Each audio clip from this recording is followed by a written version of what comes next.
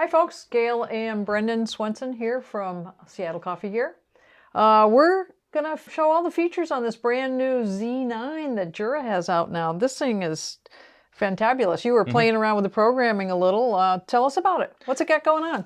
Well, it's a great machine. Lots of programmability, but we'll get into that in a sec. Let's go through the features first. Sure.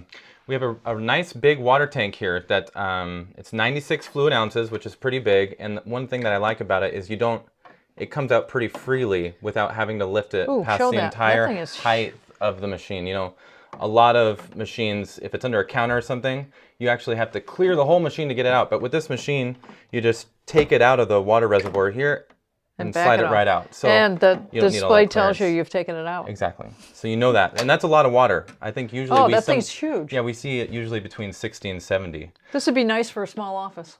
It would. We have our bean hopper back here, which holds about 10 ounces of beans.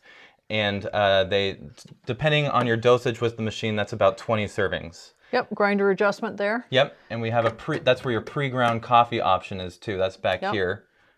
So that's cool. You know, one of the things on the Jura is that you can do 2 scoops versus all the other machines. You can only do 1 scoop on the pre-infusion, or not pre-infusion, the bypass doser. I see that it just as soon as I even opened that pre-ground lid, it started trying to do the pre-ground thing. Right, so and it'll cool. say add product. Yeah, that's really cool. I'm waiting for one that talks to me, you know, and you get to choose the voice. Says your name and everything. Yeah, sure, yeah. The water is going to a thermoblock style boiler, and the beans are going to a ceramic burst. Cool. So that's good to know. What else we got here? We have your milk carafe, which is stainless steel thermal coating, which is great. We have a froth setting here, which is really cool. So you can kind of select how frothy you want your milk if you're drinking a milk-based product. And up and down. Oh yeah, we can adjust that. That's taller right. cup. And then we can adjust this too. This is a double wall stainless steel container too, so it keeps the milk warm for hours. Exactly. Warm, cold. I want cold milk. Let's take this out so we can take a look in here. Yep. So this is where all your grounds are going to be for all your shots. That's great. So you just got this whole nice drip tray compartment in here. It's a big one. It is. It's very big. The brew unit is in there on this machine, and on all the Juras it does not come out. But we'll talk about maintenance a little bit here. Totally. About how they...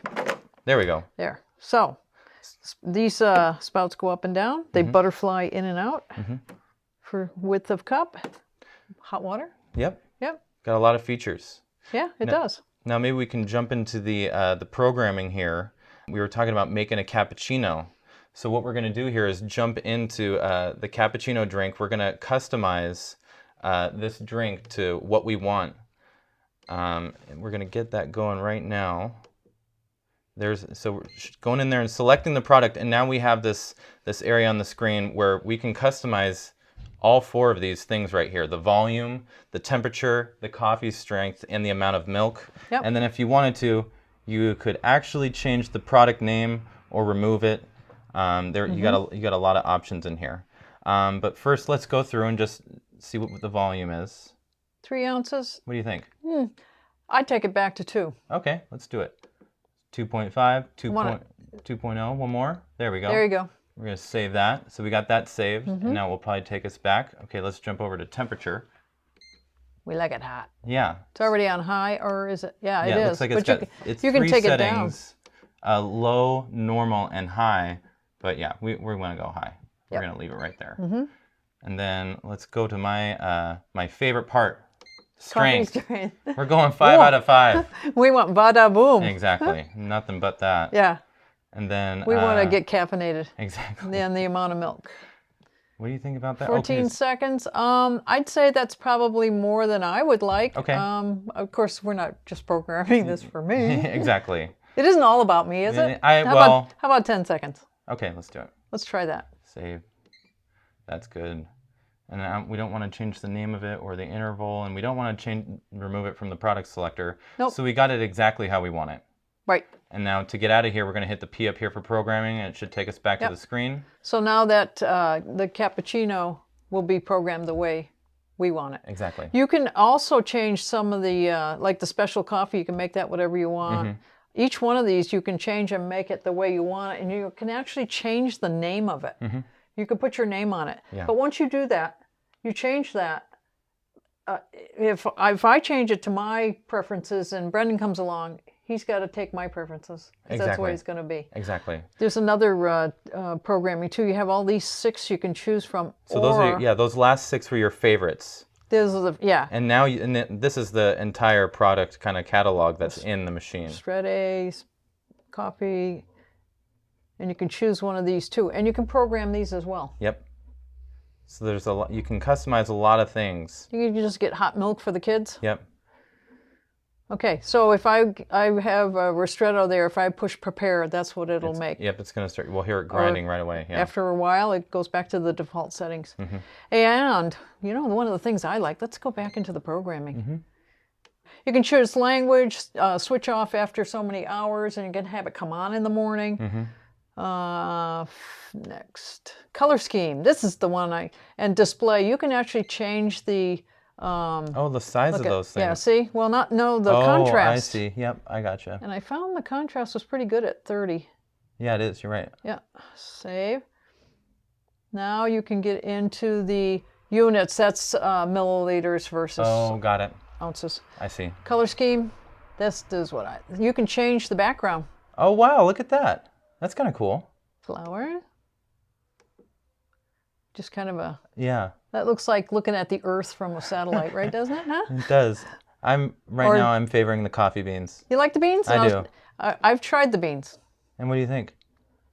The save is there. You can just barely read it. Exactly. So if we hit that, there we go. That's what I found is it didn't make it... let's go back to the beginning. There it is. Look at that. Yeah, it's okay. It's okay. I thought it was a little bit dark, but it's in keeping with what this machine does, right? That's the overall theme here. Because coffee's the thing. So, comes in the black, shiny.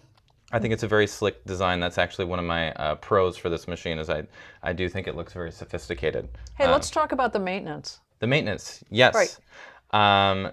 Descaling and rinsing is completely programmed into this machine. So if you want, if you need to do that, you can go ahead and do that anytime, but also it will inform you when to do that by counting all your shots. Exactly. And the other thing with the Jura products, you either descale or you use their filters.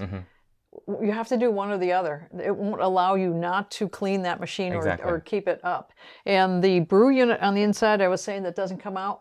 They have you put a tablet down the bypass doser to clean it every so often, and that's by counting the shots as well.